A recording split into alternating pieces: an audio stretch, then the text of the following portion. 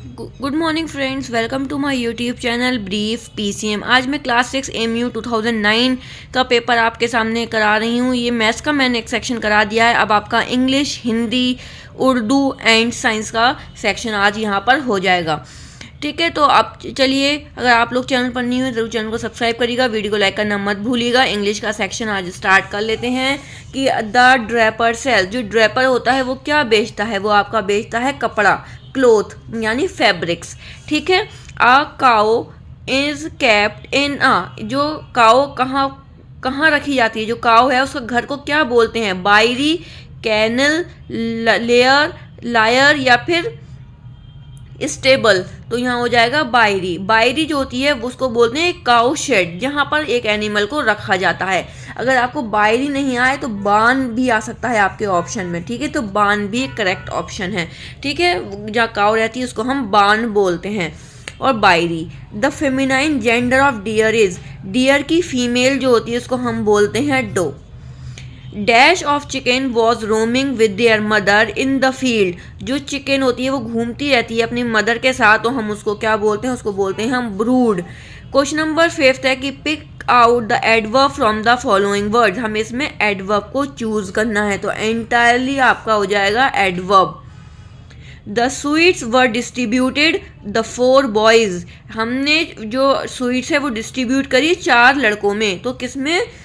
Among the boys. Between या with या for नहीं, अमंग आएगा, अमंग द 4 बॉयज। ओके, 2 होता तो बिटवीन लगा सकते थे। Take the correct combination from the following. अब हमें करेक्ट कॉम्बिनेशन बताएं कि डक की आवाज़ रोड से निकलती है, नहीं, तो वो तो लॉइन की होती है। डंकी ब्लीड करता है, नहीं, वो तो क्या करती है? ब्लीड। गोट। शीप की ग्राउल होती है, नहीं। हॉर्स नी की आवाज़ आती है, यस। ठीक है, option number D. Question number 8 है कि today's weather is the dash of the month, तो हो जाएगा वर्स्ट ऑफ द मंथ। ठीक है, he has living in Aligarh dash 1970। अगर कभी भी आपका ईयर हो तो हमेशा सिंस लगेगा। A person whose hobbies to collect coin is called, जो आपके कलेक्ट कॉइन करते हैं, पुराने पुराने कॉइन्स या न्यू कॉइन जिनको कलेक्ट करने की आदत होती है, हम उनको बोलते हैं न्यूमिस्मेटिस्ट। क्वेश्चन नंबर 11 है in the sentence the prime minister himself was present, the word himself इसमें क्या है? तो इसमें है एम्फेसाइजिंग प्रोनाउन है। ठीक है, अगर इसमें सेल्व्स लगेगा या ठीक है सेल्व्स, तो वो हो जाता आपका पर्सनल प्रोनाउन हो जाता। वैसे क्या है आपका? Emphasizing pronoun.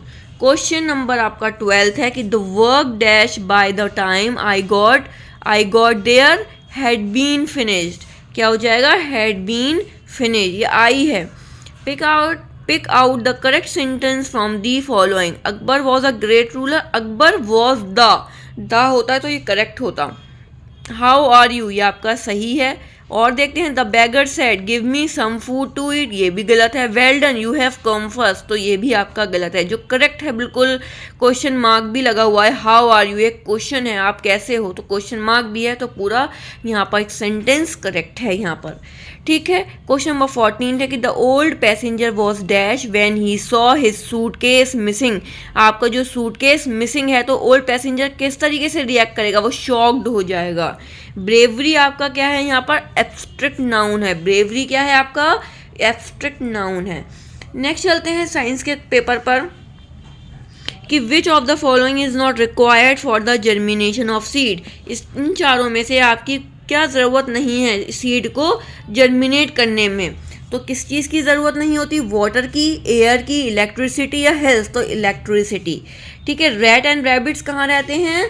बोरों में रहते हैं। The treatment given before the arrival of a doctor is called, इसको हम बोलते हैं फर्स्ट एड, या इमरजेंसी ट्रीटमेंट नहीं, फर्स्ट एड बोलते हैं। Vitamin A is rich in, carrot में होता है सबसे ज़्यादा। बेस्ट ऑप्शन कैरेट है। As we go upward the density of the air, जब आप ऊपर की तरफ जाओगे जो डेंसिटी ऑफ एयर की जो डेंसिटी है वो क्या हो जाती है? वो कम हो जाती है, decreases. Man uses the machine to make his work, man जो है, आदमी जो है, मशीन को यूज़ करते हैं अपने काम को आसान करने के लिए, अपने काम को ईजी करने के लिए। नेक्स्ट चलते हैं क्वेश्चन नंबर 22 के herbs are the plant which have, जो हर्ब्स होते हैं, जो प्लांट्स, उनकी जो स्टेम होती है कैसी होती है? वीक होगी, हार्ड होगी, या फिर स्मॉल एंड सॉफ्ट स्टेम होगी, या सारी होंगी, तो स्मॉल एंड सॉफ्ट स्टेम होती है। क्वेश्चन नंबर 23 कि when the earth comes between the sun and the moon is known as solar eclipse. कोई भी ल्यूनर इक्लिप्स नहीं लगाएगा, टिक क्या आएगा, सोलर इक्लिप्स। ठीक है, गूगल पे भी आप सर्च कर सकते हो उसको। Sound can not travel on the moon due to the absence of air. ठीक है, एयर, और यहाँ पर हम मीडियम पर भी जा सकते हैं। ठीक है, किस पे जा सकते हैं, मीडियम पर भी। तो ऑप्शन नंबर बी या डी में से आप कुछ भी मार्क कर दो। ठीक है, लेकिन मेन एयर ही है, लेकिन मीडियम भी बोलते हैं। Water is a compound made. Water जो है वो किस चीज़ से बना है, वाटर का फॉर्मूला क्या होता है, H2O। तो उसमें क्या है, हाइड्रोजन प्लस ऑक्सीजन। तो कहाँ है आपका hydrogen oxygen, option number B में है। Question number 26 the control centre of the body. कौन सी ऐसी बॉडी का पार्ट है जो कंट्रोल करता है, brain. Air pressure is measured with air pressure किससे मेजर करते हैं, बैरोमीटर से। Which of the following waste can not be recycled. ऐसा कौन सा चीज़ है इन चारों ऑप्शन में से कौन सा रिसाइकिल नहीं होता, तो वो आपका वुड है। Apart from CO2 plants need mostly, तीनों चीज़ों की ज़रूरत होती है इसमें, all of these, oxygen, sulphur and nitrogen. Question number 30 last है साइंस का। The natural satellite of the earth is, कौन सा है आपका, मून। सबको पता है। ठीक है, साइंस का पेपर तो अगर आपने प्रीवियस ईयर भी कर लिए ना, खुद ही करते चले जाओगे आप। ठीक है, बार बार प्रैक्टिस की भी ज़रूरत नहीं पड़ेगी, बस आप प्रीवियस ईयर कर लो और बहुत अच्छा रहेगा, क्योंकि अब बहुत कम टाइम रह गया है आपका। तो प्रीवियस ईयर पे ज़रूर ध्यान दो, क्योंकि हम सब कुछ पढ़ लेते हैं, PYQ नहीं करते, उससे हमें आइडिया नहीं होता कैसा पेपर आएगा कैसा नहीं आएगा। ठीक है, अब चलते हैं मैथमेटिक्स का। तो मैं आपको पूरा एक पार्ट में, एक वीडियो में अलग ही कराया है। ठीक है, मैथमेटिक्स से सारे क्वेश्चन मैं ऑलरेडी करा चुकी हूँ। अब आपका आएगा सब्जेक्टिव। तो अब सब्जेक्टिव तो आता नहीं है, इसलिए मैं आपको नहीं करा रही हूँ, लेकिन आप यहाँ देख सकते हो कैसे क्वेश्चन आए थे। 46 से क्वेश्चन नंबर 46 आया था। यहाँ पर आपको एक एक सेंटेंस लिखना था इनके बारे में। जैसे ये चारों आपके ऑप्शंस हैं, ई तक आपको दिया है, इन सब के बारे में आपको एक एक सेंटेंस लिखना था।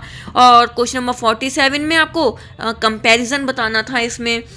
क्वेश्चन नंबर 48 में आपको ट्रू फॉल्स करने थे। क्वेश्चन नंबर 49 में आपको balance diet cause of pollution के आपको डिफाइन करना था। और ये आपकी दोनों आ गए मैथ्स के क्वेश्चन नंबर 50 एंड 51। ठीक है, तो ये सारे हम नहीं कर रहे हैं क्योंकि सब्जेक्टिव नहीं आता, तो उससे करने की अभी ज़रूरत नहीं है। आपके लिए बता दिया, करना चाहो तो कर सकते हो। अब हम चलते हैं advanced Urdu with elementary Hindi. अगर किसी ने एडवांस्ड उर्दू ली है विद एलिमेंट्री हिंदी, ठीक है, तो उसको ये वाला पेपर करना है। अगर किसी ने एडवांस्ड हिंदी ली है विद एलिमेंट्री उर्दू, तो उसको ये वाला सेक्शन करना है। ठीक है, तो आपको देख लीजिएगा आपने कौन सा इसमें सेक्शन लिया है, तो वही आप करिएगा।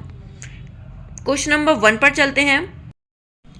Advanced Urdu with elementary Hindi का क्वेश्चन नंबर 1 है कि राष्ट्रीय गीत जनगण मन किसने लिखा है, तो रविन्द्रनाथ टैगोर ने लिखा है। ठीक है, किसने लिखा है, रविन्द्रनाथ टैगोर ने, बंकिम चंद्र चटर्जी ने नहीं लिखा। ठीक है, वंदे मातरम लिखा है बंकिम चंद्र चटर्जी ने। क्वेश्चन नंबर 2 है कि हिंदी वर्ण भाषा में कितने स्वर हैं, तो 11 स्वर होते हैं। निम्नलिखित में कौन सा वक्तव्य सही है, तो आपको बताना कौन सा इसमें सही है। कबीरदास एक महान कहानीकार थे। कबीरदास जो है वो कहानीकार है। प्रेमचंद एक महान वैज्ञानिक थे। प्रेमचंद वैज्ञानिक तो नहीं थे, प्रेमचंद मैथिली चरण गुप्त राष्ट्रीय कवि थे। ये तुलसीदास एक महान नाटककार थे। तो बताइए इसमें जो सही है वो मैथिली चरण गुप्त जो थे वो राष्ट्रीय कवि थे। सर सैयद दिवस कब मनाया जाता है, सर सैयद डे होता है आपका 17 अक्टूबर। मुसलमानों की धार्मिक पुस्तक का क्या नाम है, कुरान मजीद। नेक्स्ट चलते हैं क्वेश्चन नंबर 6 पर कि मैं आगरा ताजमहल देखने गया। इस वाक्य में ताजमहल आपको बताना है क्या है, तो ताजमहल आपका संज्ञा है। ठीक है, नेम, प्लेस और थिंग, तो वो आपकी संज्ञा होती है। बहती गंगा में हाथ धोना मुहावरे का अर्थ है अवसर का लाभ उठाना। हाथों को गंगा जल से पवित्र करना, पवित्र कार्य से पहले हाथ धोना, ये केवल गंगा के पानी से ही हाथ धोना। तो हाथ बहती गंगा में हाथ धोना का मतलब है अवसर का लाभ उठाना, ए ऑप्शन। चंद्रमा का कौन सा पर्यायवाची नहीं है, चांद, चंद्र, शशि और राकेश होता है। प्रभाकर जो होता है वो सूर्य का होता है, तो ये हमारा नहीं है। ये किसका है, प्रभाकर, गलत है, भा के आगे डंडा भी आएगा, तो प्रभाकर होता है हमारा सूर्य का। निम्नलिखित दोहा, आपको दोहा है किस कवि ने लिखा है वो बताना है, किस कवि का है ये। साँच बराबर तप नहीं, झूठ बराबर पाप, जाकी हृदय साँच है, ताकि हृदय आप। तो बताइए किसने लिखा है ये दोहा? ये लिखा है आपका कबीर दास ने। किसने लिखा है? कबीर दास ने। ठीक है, क्वेश्चन नंबर 10 कर लेते हैं कि अलीगढ़ मुस्लिम यूनिवर्सिटी के बानी कौन थे? यहाँ से आपका उर्दू स्टार्ट हो गया है। अलीगढ़ मुस्लिम यूनिवर्सिटी के बानी सर सैयद अहमद खां हैं। हिंदुस्तान की सरकारी ज़बान कौन सी है? हिंदुस्तान की सरकारी ज़बान हिंदी है। हज़रत मोहम्मद सल्लल्लाहु अलैहि वसल्लम की विलादत कहाँ हुई? कहाँ हुई उनकी विलादत? मक्का में हुई। लफ्ज़ अंधेरा का जिद क्या है? जिद का मतलब है उल्टा, तो अंधेरा का उल्टा हो जाएगा आपका उजाला। लब पे आती है दुआ बनके तमन्ना मेरी किस शायर ने लिखा है? तो लब पे आती है दुआ किसने लिखी है? वो लिखी है आपके अल्लामा इकबाल ने। किसने लिखी है? अल्लामा इकबाल ने। मन दर्जा ज़ईल में कौन सा लफ्ज़ सही है? सुराही बताना है कौन सा आपका सही लिखा हुआ है। तो सुराही आपका ऑप्शन नंबर बी है, स्वाद से स्टार्ट होता है और है और उसमें छोटी है, सुराही। तो ये आपका बिल्कुल सही है। 15 क्वेश्चन। 16 जो क्वेश्चन है वो आपका सब्जेक्टिव था। क्वेश्चन नंबर 17 भी आपका सब्जेक्टिव था, जो आपको नहीं करना, अब नहीं आता है सब्जेक्टिव। ठीक है, अब नेक्स्ट चलते हैं। जिसने advance Hindi with elementary Urdu ली है उसको ये सेक्शन करना है, तो चलिए उनके लिए ये सेक्शन कर लेते हैं। तराना हिंदी सारे जहाँ से अच्छा हिंदुस्तान हमारा किस शायर ने लिखा है? तो आपको बताना है किस शायर ने लिखा है। मिर्ज़ा असदुल्ला खां गालिब, डॉक्टर सर मोहम्मद इकबाल, या इसरारुल हक मिजाज, या ख्वाजा अल्ताफ़ हुसैन हाली। तो बताइए किसने लिखा है? मोहम्मद इकबाल ने लिखा है। ठीक है, फर्स्ट का हो जाएगा आपका ऑप्शन नंबर बी। नेक्स्ट चलते हैं, यौम असातिज़ा किसकी पैदाइश पर मनाया जाता है? यौम असातिज़ा जो टीचर्स डे होता है वो मनाया जाता है डॉक्टर राधा कृष्णा के। ठीक है, राधा कृष्णन। नेक्स्ट चलते हैं क्वेश्चन नंबर 3 पे कि यौम जमहूरिया कब मनाया जाता है? यौम जमहूरिया होता है और इंग्लिश में बोलते हैं रिपब्लिक डे। तो रिपब्लिक डे होता है आपका 26 जनवरी। मैंने इंग्लिश में भी इसको लिख दिया है। ठीक है, असातिज़ा जो होता है वो टीचर्स डे होता है। हिंदुस्तान की पहली खातून सदरिये जमहूरिया कौन थी? सदरिये जमहूरिया थी आपकी प्रतिभा पाटिल। क्वेश्चन नंबर 5 है कि रियासत तमिलनाडु हिंदुस्तान के डैश में वाक़ है? कहाँ पर वाक़ है? जुनूब में वाक़ है। नेक्स्ट चलते हैं क्वेश्चन नंबर 6 पर कि बुलबुले हिंद का खिताब किसको दिया गया था? किसको दिया गया था? सरोजनी नायडू को दिया गया था। ठीक है, 6 का हो गया आपका ए, सरोजनी नायडू। जो लफ्ज़ किसी शख्स, चीज़ या जगह के नाम के बदले इस्तेमाल हो उसे क्या कहते हैं? उसको बोलते हैं ज़मीर। उसको क्या बोलते हैं? ज़मीर बोलते हैं। Option number B. नेक्स्ट चलते हैं क्वेश्चन नंबर 8 पे कि हुक्म सर आँखों पर होना मुहावरे का मतलब बताना है। फैसला करना, खुशी खुशी मान लेना, या हुक्म देना, या ऊपर के सभी, ये सारे सभी। ठीक है, तो क्या होगा? उसका मतलब है खुशी खुशी मान लेना, कि हुक्म सर आँखों पर होने का मतलब है खुशी खुशी मान लेना। नेक्स्ट चलते हैं क्वेश्चन नंबर 9 पे कि तुलबा का मुज़क्किर बताना है आपको, क्या होगा? तो तालिब इल्म, वो ऑप्शन नंबर ए। नेक्स्ट चलते हैं क्वेश्चन नंबर 10 कि हमारे देश की राजधानी का नाम क्या है? दिल्ली। सूरदास के डैश प्रसिद्ध हैं? सूरदास के क्या प्रसिद्ध हैं? कविता। क्या प्रसिद्ध है? कविता प्रसिद्ध है सूरदास के। छात्र का स्त्रीलिंग आपको बताना है, तो छात्रा। Option number A. क्या है? Option number A. जल का पर्यायवाची कौन नहीं है? तो जल का पर्यायवाची कौन नहीं है? सरीखा नहीं है। कौन सा नहीं है? सरीखा। नीर, पानी और पेय ये तीनों होते हैं पर्यायवाची जल के, लेकिन सरीखा नहीं होता। 4 दिन की चांदनी मुहावरे का अर्थ बताना है, तो अस्थाई वस्तु या उजाला होना, चांदनी रात होना, इनमें से कोई नहीं। तो अस्थाई वस्तु कि कुछ दिनों की खुशी, अस्थाई वस्तु। क्वेश्चन नंबर 15 है कि भारत एक महान देश है, इस वाक्य में भारत बताना है क्या है? तो भारत आपका हो गया संज्ञा। क्या हो गया? संज्ञा हो गया। ठीक है, ऑप्शन नंबर है आपका बी। नेक्स्ट चलते हैं 16 और 17, तो ये आपका सब्जेक्टिव पेपर था कि गुरु नानक के हालात ज़िंदगी पर 6 जुमले आपको लिखने थे, और हिंदी में क्वेश्चन है कि सर्वनाम की परिभाषा उदाहरण सहित लिखनी है आपको। ठीक है, तो अब वो सब्जेक्टिव आता नहीं है तो इसकी प्रैक्टिस करने की या कुछ भी करने की ज़रूरत नहीं है, आप लोग बस इनकी डेफिनेशंस पढ़ सकते हो, जैसे कि ऑब्जेक्टिव आपके इसमें से बन सकते हैं। ठीक है, अगर आपको क्लास अच्छी लगती है तो प्लीज़ लाइक ज़रूर करें, चैनल को सब्सक्राइब करना मत भूलिएगा। यहाँ आपका 2009 का पेपर मैथ्स का मैं ऑलरेडी पहले करा चुकी हूँ, आज मैंने आपको सारे ही सेशन, इसमें ही सारी क्लासेस जो हैं सारी सब्जेक्ट्स के, वो मैंने आपको यहाँ पर दे दिए हैं। तो मिलते हैं नेक्स्ट क्लास में। अल्लाह हाफिज़।